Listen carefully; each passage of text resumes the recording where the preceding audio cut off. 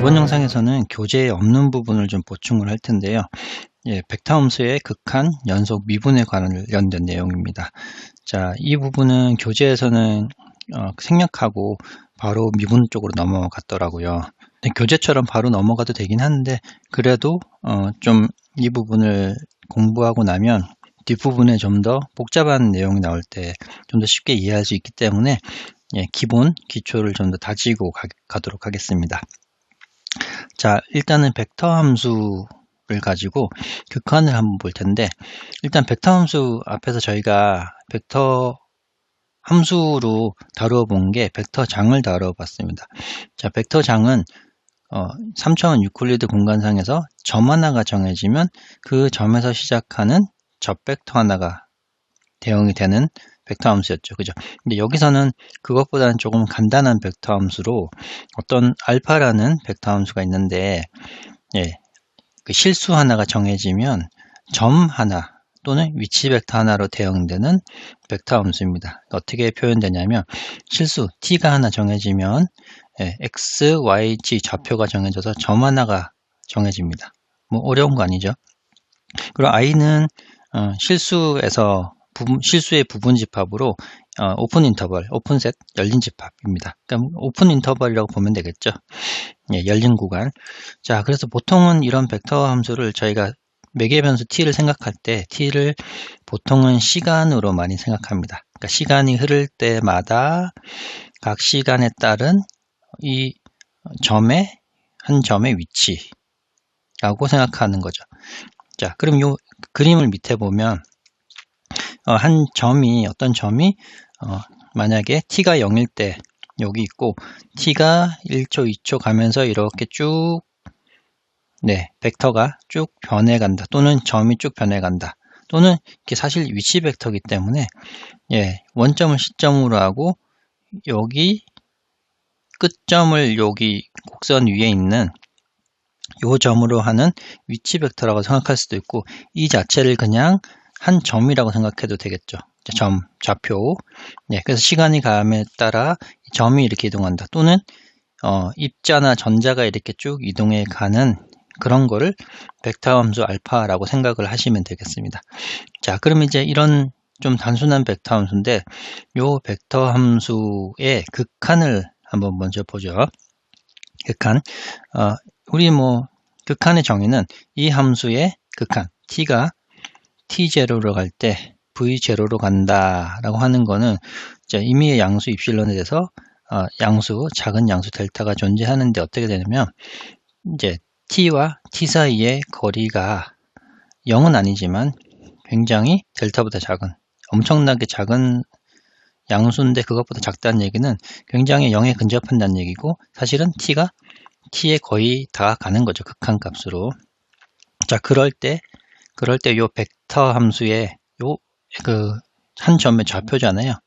좌표가 v0라는 좌표로 이게 벡터와 벡터 사이의 거리니까 놈이죠. 그 거리가 두 벡터 사이 거리가 엄청 작은 양수 입실론보다 작다는 거는 극한이 다가간다는 거죠. 요 벡터에. 자, 이렇게 이제 벡터 함수의 극한을 정의를 하는데 이거는 우리가 흔히 배운 미분적 분학에서 배운 극한의 정의와 거의 동일합니다.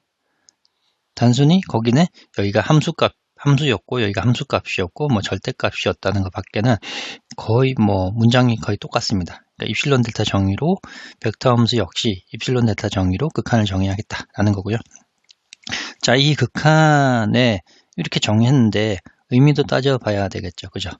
자, 의미를 따져보면 자, 이게 인터벌 i라는 구간이라고 생각하고요. 여기서부터 여기까지가 그때 이 t0를 중심으로 마이너스 델타 플러스 델타 이 구간 안에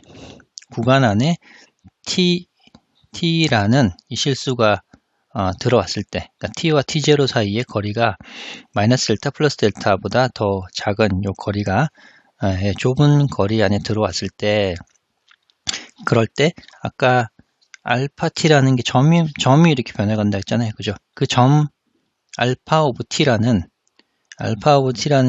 요 한 점하고 그리고 고정된 V0, 요 파란색 안에 파란색이 V0라는 벡터입니다. 또는 점입니다. 그러니까 요 V0라는 요 점 또는 벡터와 알파 t라는 요 벡터 사이의 거리가 입실론보다 아주 근접을 한다. 그런 의미가 되겠습니다. 근데 뭐 우리가 미적분학에서 배운 입실론 델타의 정의와 거의 유사합니다. 자, 요렇게 정의를 극한의 정의를 해보죠. 자, 벡터 함수 극한을 이렇게 정리하고 나면 몇 가지 성질들이 나옵니다. 그게 극한 정리 1과 극한 정리 2인데요. 저희가 미적분학의 일변수 함수의 극한을 입실론 델타 표현으로 정의를 하고 나면 거기서 나오는 정리랑 거의 비슷합니다. 네. 자, 그러면 이 극한이 보면 함수죠. 나름 벡터 함수가. 그죠? 그러니까 t가 t0로 갈 때 이 벡터 함수의 좌표가 x0, y0, g0라는 고정된 v0라는 점으로 만약에 간다라는 거와의 동치는 여기 그 성분 함수 아까 위에 여기 보면 알파 t라는 벡터 함수의 안에 x좌표에 관한 함수를 성분함수라고 x에 관한 성분함수, y 성분함수, g 성분함수라고 하거든요. t가 변하면 x좌표가 변화할 거고 y좌표도 t에 따라 변화할 거고 g도 t에 따라 변화할 겁니다. 이런 걸 성분함수라고 하는데 각 성분함수가 이 각 성분 v0라는 이 벡터의 각 성분으로 수렴을 하게 된다라는 겁니다. 네, 말 되죠? 그죠? 당연한 것처럼 보이는 거죠. 아까 알파 t가 t0로 갈수록 알파 t라는 점이 이렇게 이 점에 접근해 나간다라는 거는 이 점의 좌표로 극한이 접근해 나간다라는 말하고 똑같잖아요. 그죠? 그러니까 x좌표는 여기로, y좌표는 여기로, g좌표는 여기로 수렴을 하겠죠. 그래야지 이 점으로 딱 수렴을 하는 거니까. 직관적으로 당연한 얘기인데 아무튼 이런 증명을 한번 해보겠습니다. 자, 증명하면 정의에 따라서 임의의 양수 입실론에 대하여 양수 델타 하나가 존재하는데 정의를 써보는 겁니다. 자, t와 t0 사이에 거리가 델타보다 아주 작아진다고 하면 그때 이 알파 t라는 벡터 함수와 v0라는 고정된 벡터 사이에 거리가 x, t, yt, gt라는 성분 함수들로 해서 구성된 이런 벡터가 되고요. 거기에 v0라는 건 여기 있죠. x0, y0, g0라는 좌표 또는 이제 위치 벡터 이렇게 됩니다. 자, 요거를 거리를 해보면 거리의 정의 크기 벡터의 크기의 정에 따라서 이렇게 루트 x t-x0의 제곱 y of t-y0의 제곱 g of t-g0의 제곱이죠. 그죠? 결국 이 벡터에서 이 벡터를 뺀 거의 크기니까 이렇게 성분의 각각 제곱의 루트를 씌운 거죠. 그죠? 자, 그러면 이게 가정이 이 친구잖아요. 알파 오브 t가 이런 벡터 함수가 수렴한다라고 했으니까 이렇다라는 가정이 되는 거죠. 그죠? 그러니까 요 말은 이 말과 동치는 뭔가요? 이 루트 안에 있는 실수가 임의의 아주 작은 양수보다 작아진다 그러면 결국 얘네들이 0으로 수렴한다는 얘기죠. 그죠? 그러니까 리미트 t가 t0로 갈 때 요 안에 0으로 가고 다 0으로 수렴을 해야 되는 거죠. 제곱이니까. 그죠? 각각. 그러니까 x 오브 t는 x0로 수렴해야 되고 그리고 리미트 y 오브 t는 y0로 수렴해야 되고 g 오브 t는 g0로 수렴을 해야 된다. 그러니까 동치가 됩니다. 네. 물론 이게 여기서 좀 더 해석학적으로 증명을 하자면 조금 더 조작을 해야 되긴 하는데 직관적으로 표현을 해서 이렇게 마무리를 하겠습니다. 자, 아무튼 이 극한 정리의 증명보다 의미는 이 벡터 함수가 t가 t0로 갈 때 이 점이 어디로 가느냐, 이 고정된 하나의 점으로 만약에 수렴한다라는 거는 이 벡터 함수의 각각의 x좌표는 x0로, y좌표는 y0로, g좌표는 g0로 각각 독립적으로 성분이 각각 수렴해야지 요 벡터 함수가 이 벡터로 수렴한다 라는 말과 같다라는 점입니다. 네, 이게 굉장히 중요한 의미를 가집니다. 자, 이거랑 또 두 번째, 요것도 뭐 당연한 것처럼 보이는데, 만약에 이 벡터 함수가 위에 가정하고 똑같이 v0라는 어떤 벡터로 수렴한다 라는 가정을 하면, 이 벡터, 이 사실 위치 벡터잖아요. 그죠? 점이라고 생각할 수도 있고, 위치 벡터라고 생각할 수 있는데, 이 위치 벡터의 크기는 원점으로부터 종점까지의 거리이고, 그죠? 그러면 이 벡터도 원점으로부터 종점까지 거리죠. 그러니까 같은 벡터, 얘가 얘로 수렴한다는 얘기는 같아진다는 얘기고, 놈의 극한은 요 벡터의 놈으로 수렴한다라는 얘기. 네, 직관적으로는 이해가 될 것 같죠. 그죠? 위에서 보면, 알파 오브 t라는 점이 이 점으로 이렇게 수렴한다라는 거는 결국 알파 오브 t의 놈은 원점에서 요 거리고, 이 v0의 놈은 원점에서 거리잖아요. 그죠? 그러니까 거리가 같아진다라는 의미입니다. 자, 요거 증명을 한번 간단히, 당연하지만, 자, 가정에 따라서 임의의 양수 입실론에 대하여 양수 델타 하나를 최소한 찾을 수가 있는데, 어떤 델타냐면 t와 tz 사이의 거리가 델타보다 가 있다면, 알파 오브 t에서 이 극한 v0라는 벡터 사이에 이게 입실론보다 작은 게 지금 요 가정이잖아요. 그죠? 근데 우리 삼각부등식에 따라서 앞에서 뭘 했냐면 요걸 했습니다. 자, 각각의 요 친구 알파 오브 t의 각각의 v0의 각각의 놈을 해서 뺀 거의 전체 크기보다 얘가 크다. 이게 어디서 했냐면 연습 문제 1.2에 8번에서 제가 증명을 했습니다. 근데 아무튼 이게 절대값이니까 0보다 같거나 크겠죠. 그죠? 자, 그러면 정의를 다시 보면 양수 입실론 대에서 임의 양수 입실론 대에서 델타 존재하는데 t가 t0로 가까워지면 이 친구 노멀한 벡터 함수의 노멀한 친구와 이 v0의 놈 사이의 거리가 입실론보다 작다. 그죠? 그러면 이게 바로 뒤에 있는 이 문장의 정의가 되는 거죠. 그죠? 그러니까 뭐 간단히 삼각부등식을 이용해서 간단히 증명이 됐습니다. 자, 벡터 함수의 극한을 정의를 했으면 연속을 정의를 할 수 있습니다. 네, 이 미적분학에서도 동일한 순서로 가는데요. 저희가 일변수 함수 y는 f of x의 극한을 정하면 이 극한의 정의를 가지고 이 함수의 연속을 정의했고, 연속 함수를 정의하면 도함수, 미분을 정의하죠. 요 순서로 이제 미적분학에서 갔는데 지금도 그 순서로 갑니다. 이제 벡터 함수의 극한을 정의를 했고, 이번엔 벡터 함수의 연속을 정의합니다. 연속. 네. 극한, 이 일변수 함수의 극한 이해 혹시 기억을 하시죠? 함수의 연속은 이라면 f의 t0랑 같다.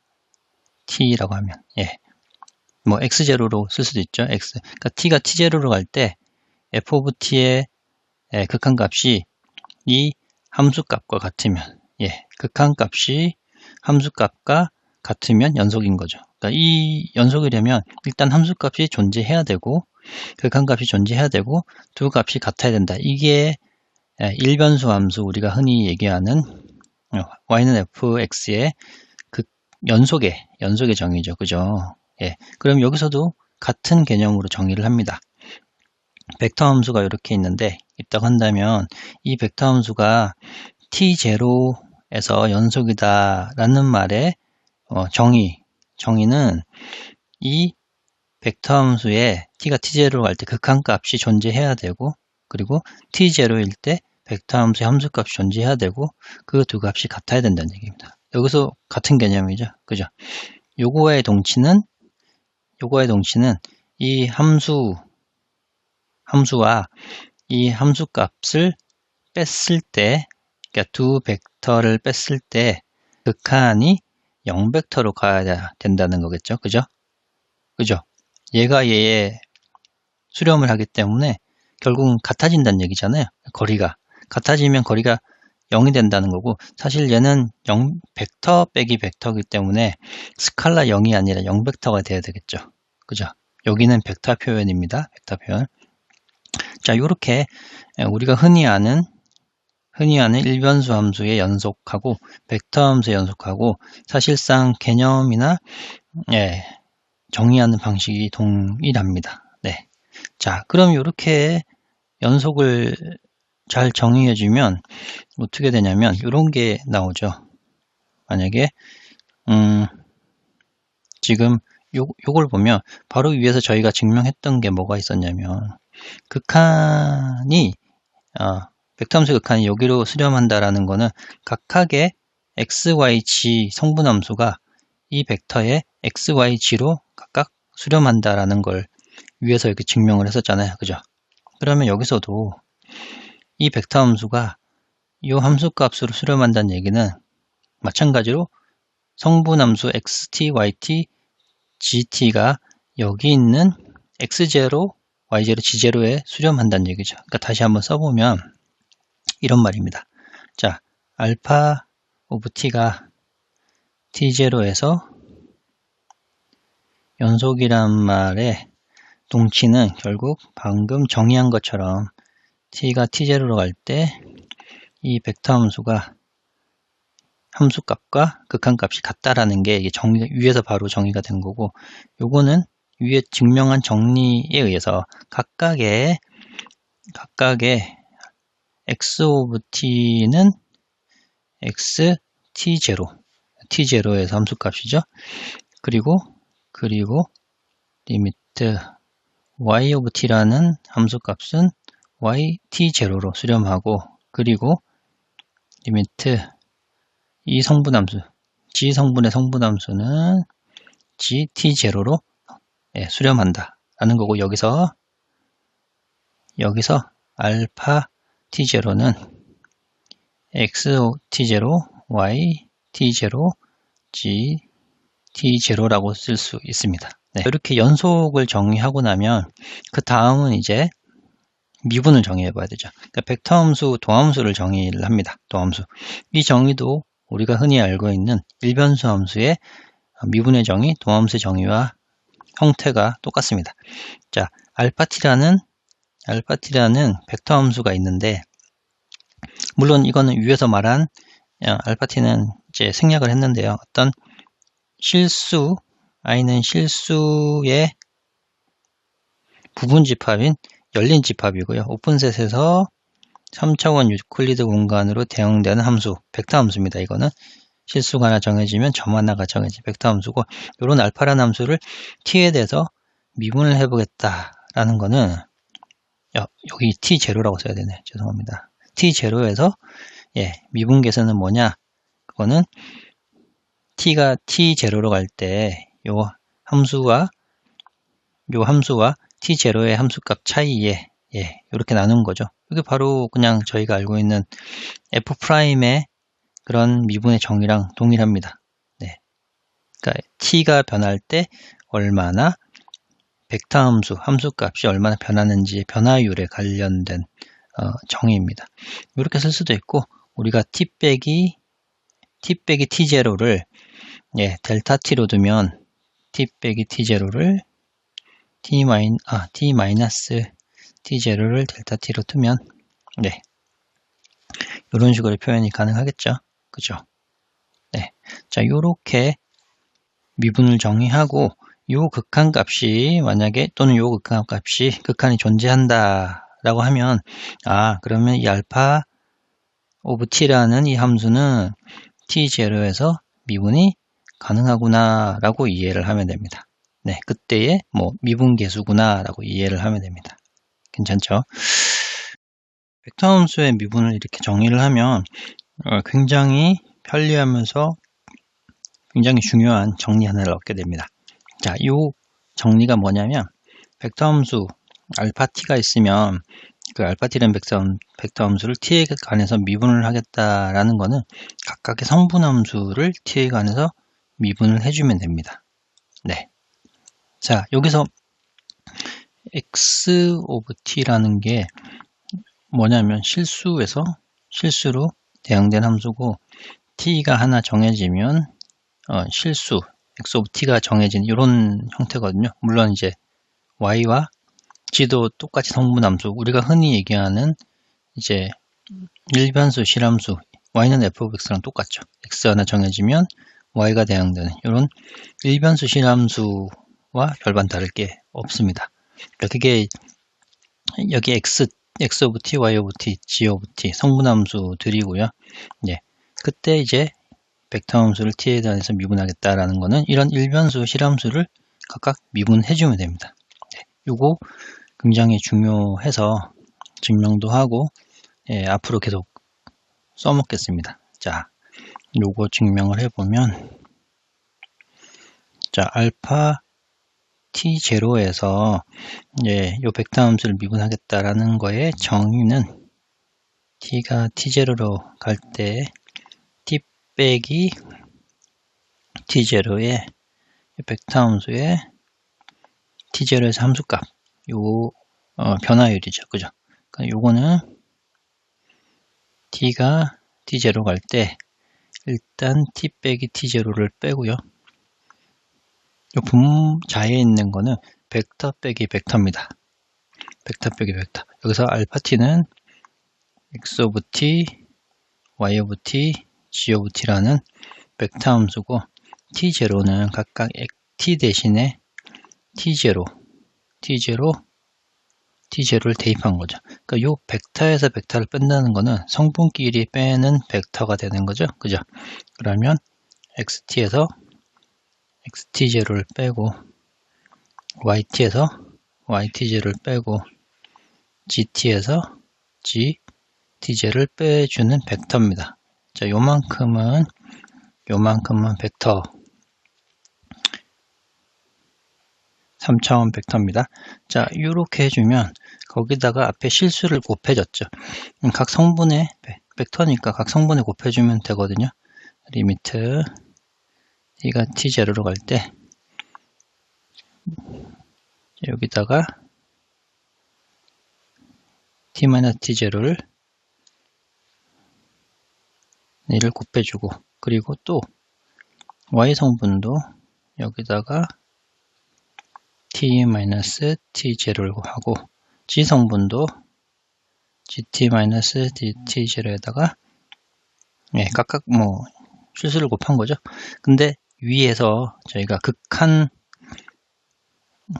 극한을 정의하고 극한 정리 1번에서 이 극한은 벡터 함수 극한이 여기로 이 벡터로 어느 일정한 점으로 수렴한다 하면 각각의 이 x 오브 t가 x로 수렴하고 y 오브 t가 y로 수렴하고 g 오브 t가 g로 수렴하죠. 각각의 성분 함수가 그 좌표로 성분으로 수렴한다라는 게 극한 성질이었습니다.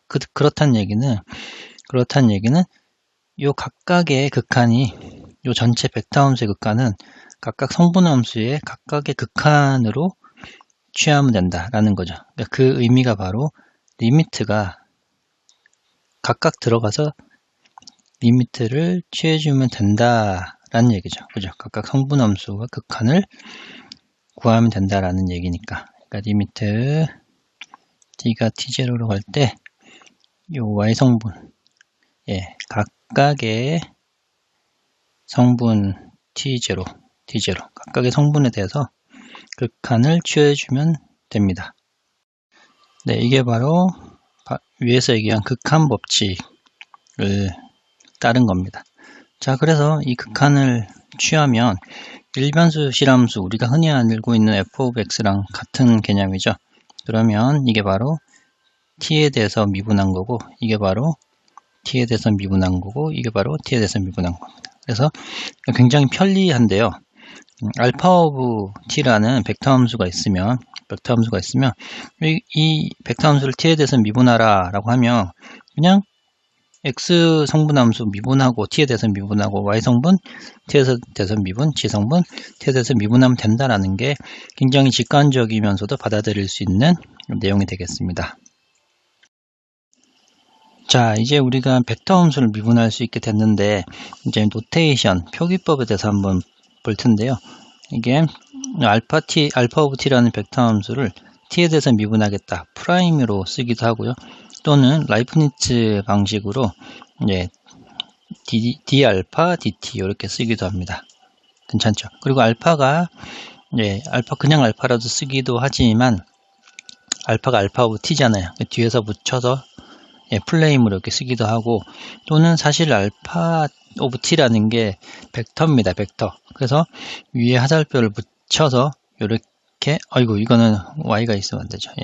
죄송합니다. 여기가 없는 이런 식으로 표기를 하기도 합니다. 이게 다 같은 의미죠. t에서 벡터 함수를 미분하겠다. 도함수를 이렇게 표기하겠다라는 겁니다. 자, 그러면 이번에 마지막 정리 하나 보고 가겠습니다. 자, 미분 가능한 이 벡터 함수가 t0에서 미분이 가능하다라면 그 t0에서 이 알파 오브 t라는 벡터 함수는 연속입니다. 연속. 괜찮죠? 그러니까 저희가 일변수 함수에서도 어떤 점에서 미분이 가능하면 그 점에서 연속함수다라는 거는 미적분학에서도 흔히 배운 내용입니다. 그쵸?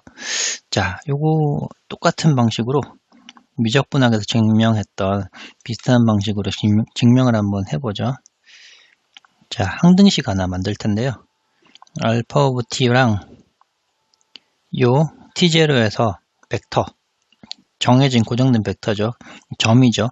그 두 개를 뺀 거는 t-t0에서 알파 t에서 알파 t0를 빼고 t-t를 곱한 거랑 똑같습니다. 이렇게 약분하면 좌우변이 똑같죠. 근데 단 이 식을 만들려면 t는 t0가 아니어야 됩니다. 그렇죠? 그래야지 분모가 0이 안 되니까요. 이것을 t0만 제외하면 t는 어떤 t든 상관이 없겠죠. 그죠? 자, 그럼 요 좌우변에 t를 t0로 보내겠습니다. t가 t0는 아니지만 극한은 갈 수 있죠. 그죠? 요거를 극한 한번 취해보겠다 라면 우변도 t가 t0로 갈 때 극한을 취해볼 수 있죠. 그쵸? 자, 이렇게 하면 지금 가정이 알파 오브 t가 t0에서 미분이 가능하다 했으니까 요만큼의 극한값이 존재하겠죠. 왜? 미분이 가능하다 했고 요거는 미분의 정의잖아요. 요 극한값이 수렴한다라는 거거든요. 그러니까 요거는 정해진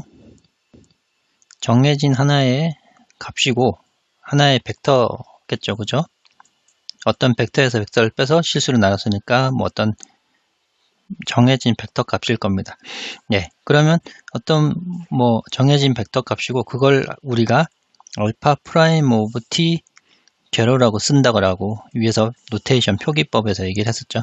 거기다가 t-t0인데 근데 이 t-t0도 사실 t가 t0로 가야 되죠. 극한이 적용이 되어야 됩니다. 그러면 얘는 0으로 가잖아요. 그죠? 결국 얘가 0으로 갑니다. 그러니까 이게 사실 어떤 벡터에다가 0을 곱했기 때문에 0 벡터가 될 거거든요. 그렇죠? 괜찮죠?